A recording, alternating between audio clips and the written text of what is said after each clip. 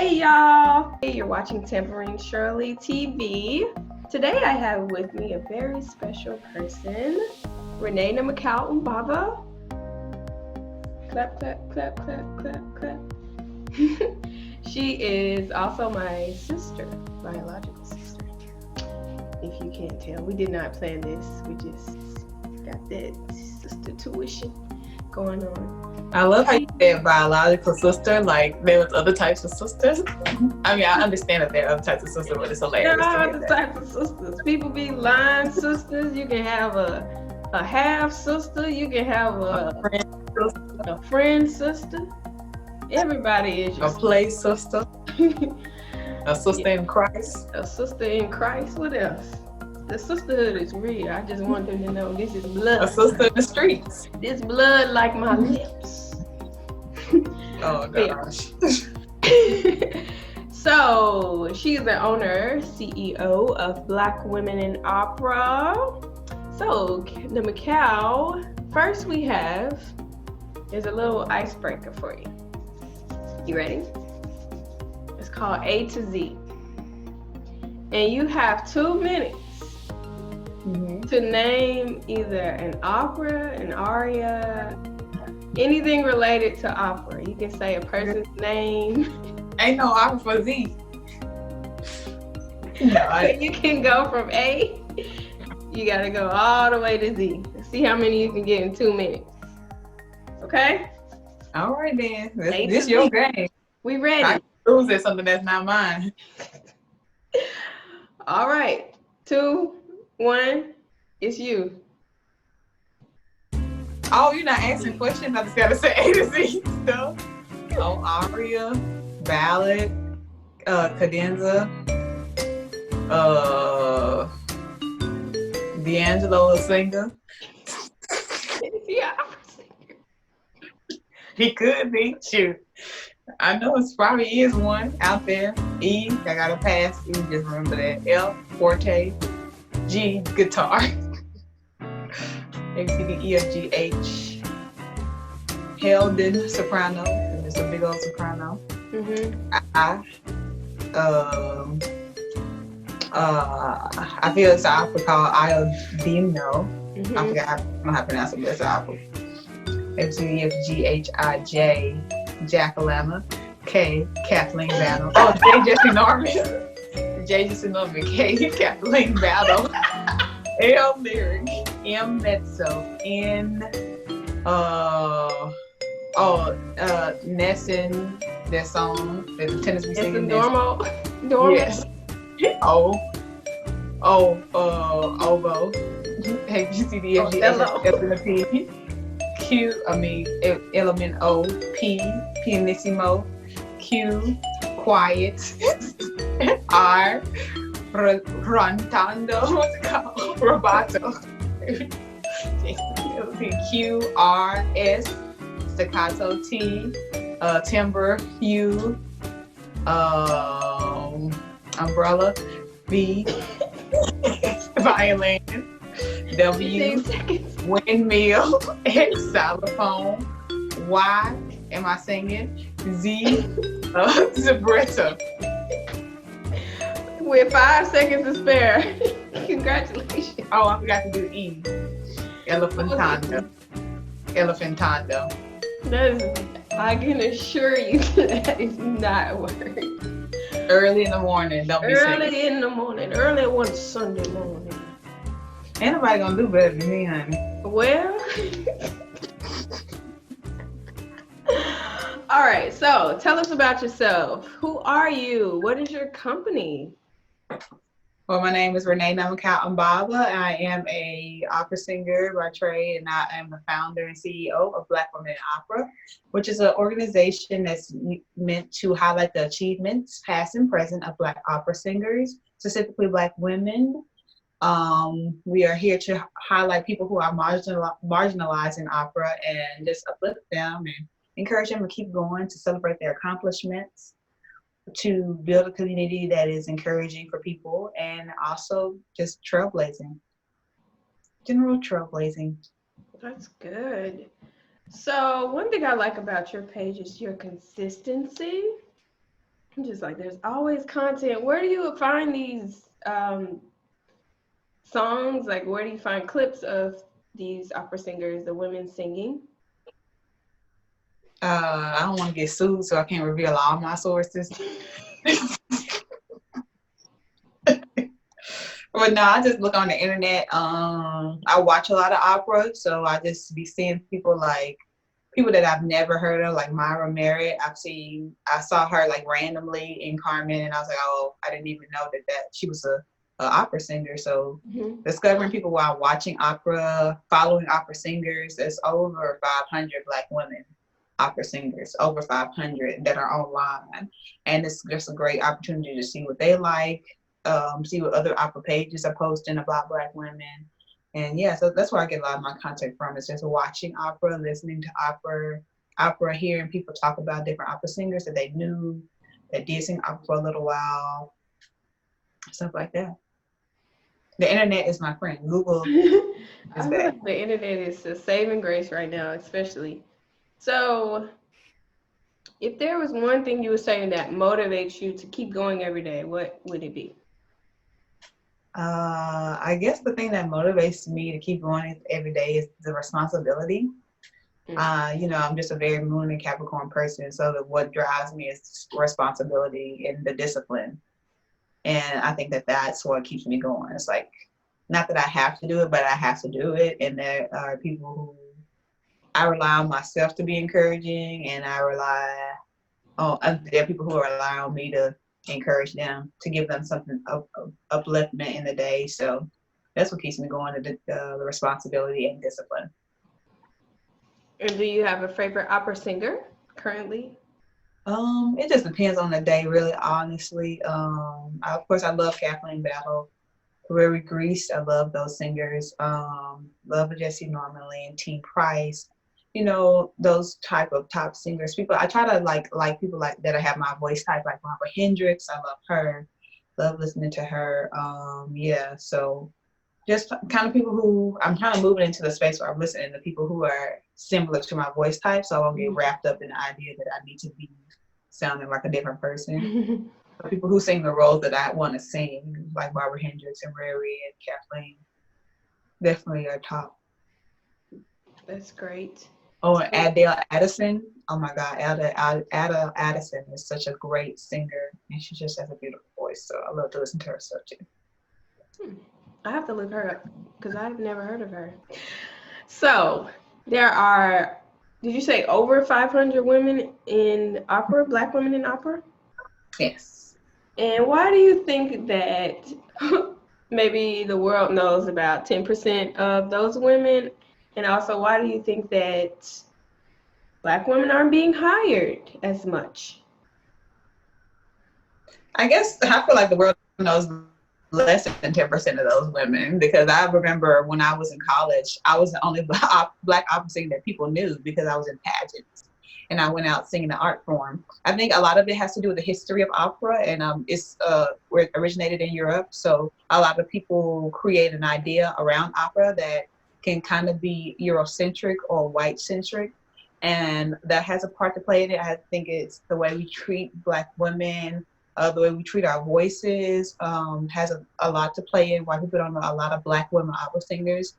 I think a lot of it has to do with how companies hire, what history tells us about Black women opera singers. I think that those all play a factor in why people don't know a lot about Black opera singers, which is why I think it's very important to highlight the history of Black opera singers, to highlight the fact that Black opera singers have been instrumental to the opera industry since its inception. I think that even when you read books about performance and performance theory, it goes a lot into the influence of African peoples, Black peoples in the idea of theater and performance. So it's the idea that Black people are not involved in opera from the beginning can be misleading. And the fact that we don't celebrate the different forms of the voice, what the voice can do as opera singers, especially in the Black community, sometimes it takes kind of our voice away a little bit even more. But what I love about being a Black woman in opera is knowing that there are various people around the world who are having the similar experiences, whose communities can highlight them, who they are exposing different types of art forms to people who are just really implementing the fact that Black women are active in opera, and we do love the art form. Active and very successful too. Yes. Like breaking all kind of boundaries when Oh it yeah. comes to opera. A lot of stuff we do, other people can't do. Oh And we want yes. to be real. Sing that Mm-hmm. high E, that high F. So Right. Yeah. I do So, think it's very important for this European culture to get with it, honestly, because mhm. that's what it is. It's important, and there are Black people that want to sing. Yeah, and I think that's what I think that Black women in opera, just studying the history of it, is just knowing that Black women created their own careers, and I think that that's the most powerful thing. And they were often solely supported by Black community, and I think that that is what kind of propelled us forward. And I think that that's what carries us now. Even my page would be nothing without Black community, and I think that that's very instrumental to Yeah. develop voices. How did you become interested in opera?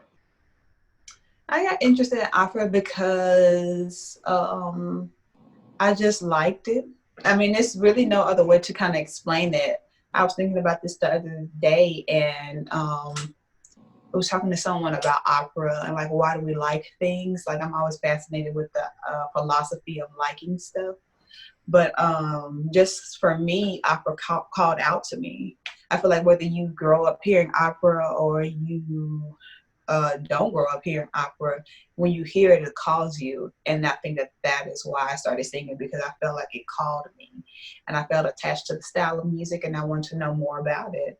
And also seeing like people like Kathleen Battle do that concert at the Metropolitan Museum was one of my first introductions to opera. And I just really felt so connected to what she was doing. And that's why I wanted to study it. Have you seen Kathleen Battle live?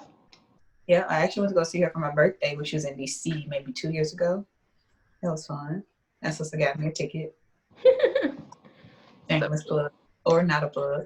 shameless Or plug. not shameless. So being a business, how does it balance out with the other parts of your life? Or how do Well, you manage luckily your business?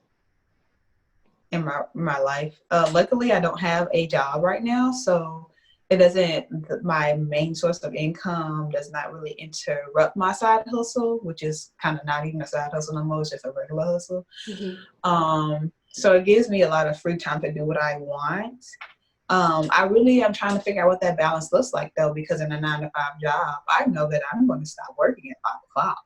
But Black women in opera does not stop at 5 o'clock p.m. Black women in opera can start at 3 a.m. in the morning. Yeah, And it's so just kind of really setting those boundaries for myself and figuring out like what other things I have to do, because everything gets done. It's just like making sure that I set up what I want for the week on early in the week, so that the rest of the week is not spent trying to figure out what I'm going to post for today.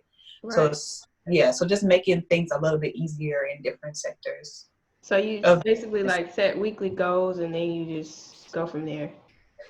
yeah, I said weekly goals. If it's like special occasions and stuff like that, I try to think of what's going to be popping, what people are talking about, how does that relate to Black women in opera? Because even like today's Malcolm X's birthday, there's Hmm. a Malcolm X opera, so you can talk about that. So stuff like that, just being ahead of the game, I think that's what really helps And to make that balance. your platform is digital, and digital is like 24/7.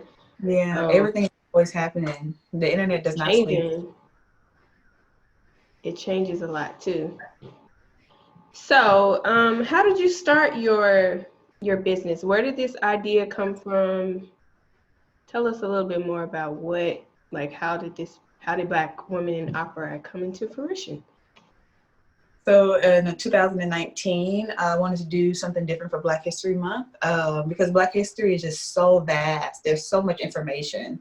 And for me, compartmentalizing their information is just the best way to to dispense it. So what I did was I said, okay, I'm going to just focus on Black women opera singers because I love opera and I love Black women. So it just goes together very nicely. So I guess the day 15 or something like that, it was like very early in the month. I said, this is not enough days to talk about Black women in opera. I And mean, you got 500 Black women.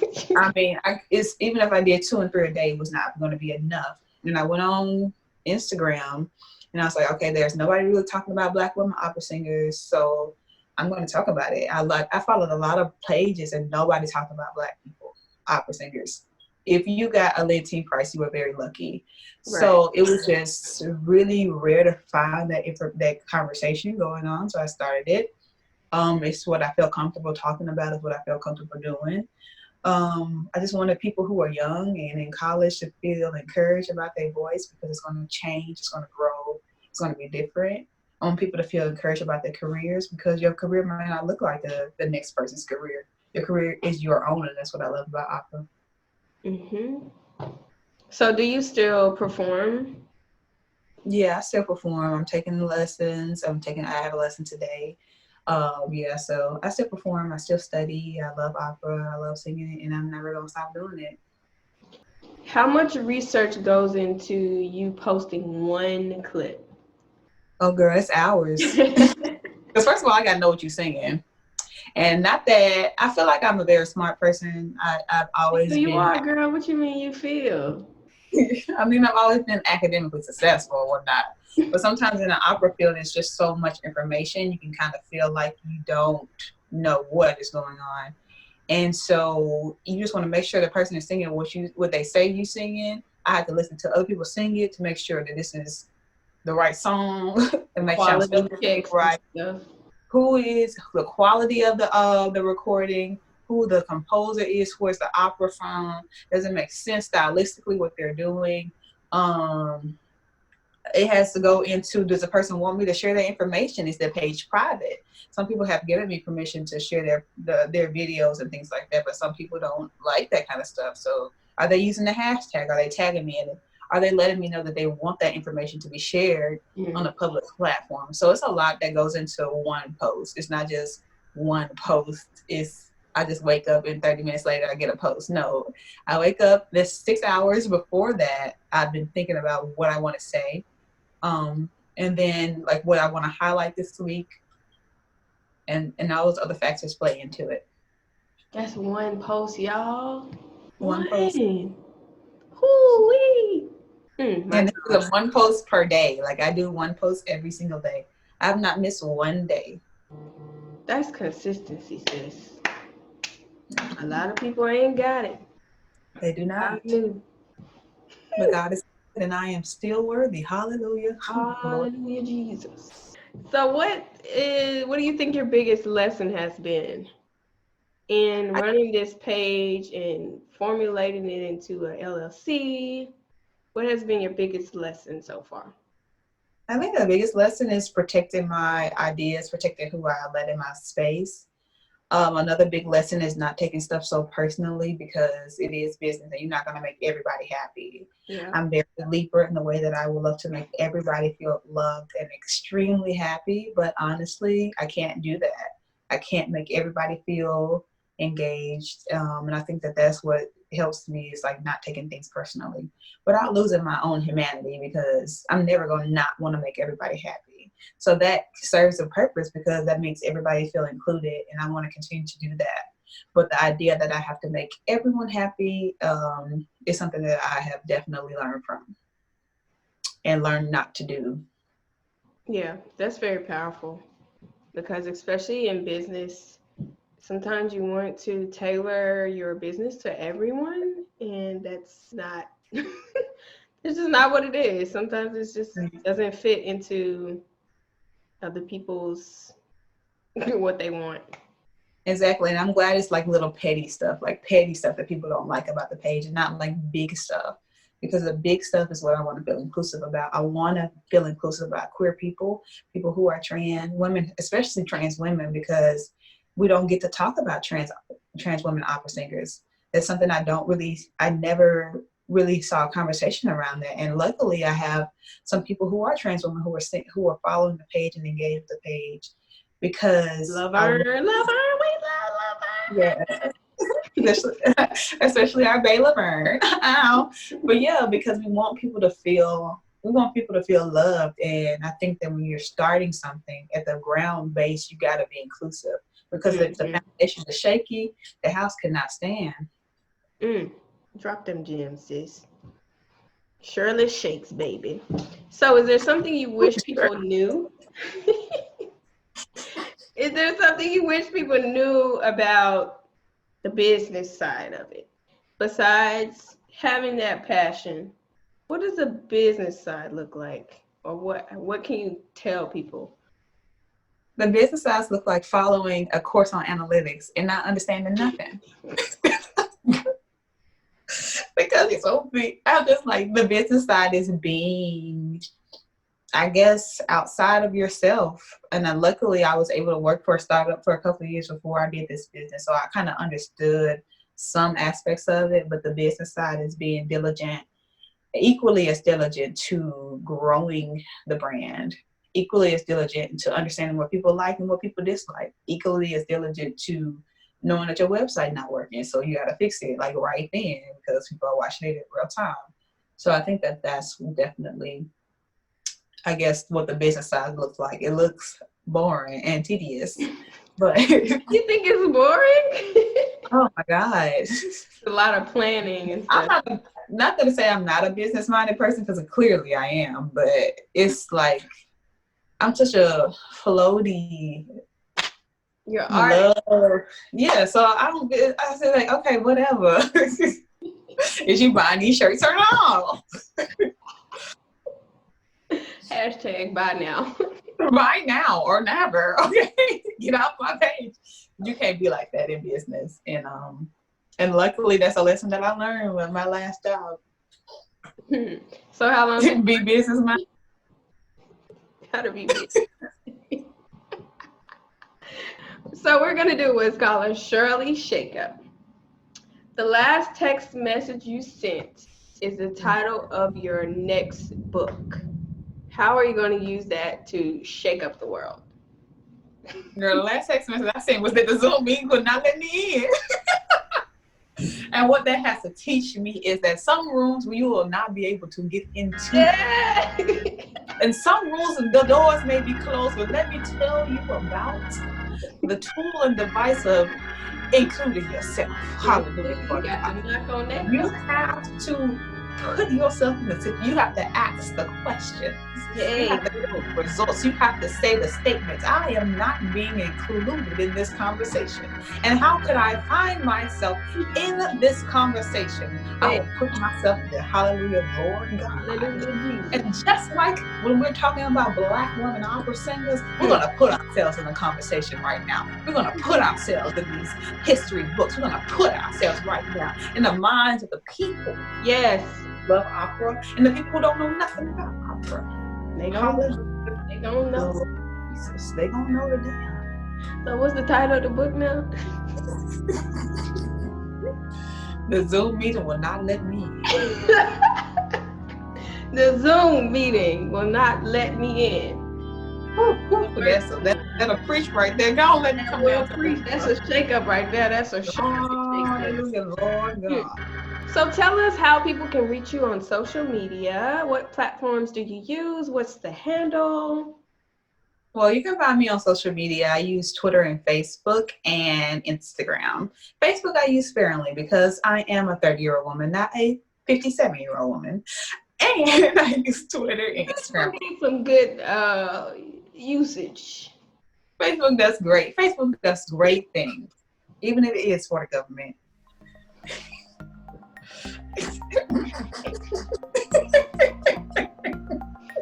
No, for real though, because Facebook on Instagram and WhatsApp, so they already know my business. But yeah, I use Instagram and Twitter mostly at blackwomeninopera.com, at queenumbaba.com, QUEENOMBABA. That's where you can find my personal information. And yeah, so I have a website, www.blackwomeninopera.com. And yeah, that's where you can find me. Y'all, look what I got. This is a Black Women in Opera original. It is. It is. Where can people get this? This is like gold. Oh, I love that. It is on blackwomeninopera.com. You can see the spelling right in front of your screen. You can find blackwomeninopera.com/shop. You can find t-shirts. I have that in t-shirt for Black Women in Opera, Black Men in Opera. I don't have any gender neutral ones just yet, but you can always get that young word search shirt, which is various Black women opera singers from history and present singers. So yeah. That's great. I love this shirt. It's so comfortable, so soft. And then you can wear it anywhere. Go out when you go into the grocery store with your mask on. Put your Black Women in Opera on. Okay? Well, thank you so much for being on this show today. It was a pleasure to speak with you. I wish you much success in your business. And so glad that you are a Black woman in opera doing this thing out here. Hallelujah. Well, no.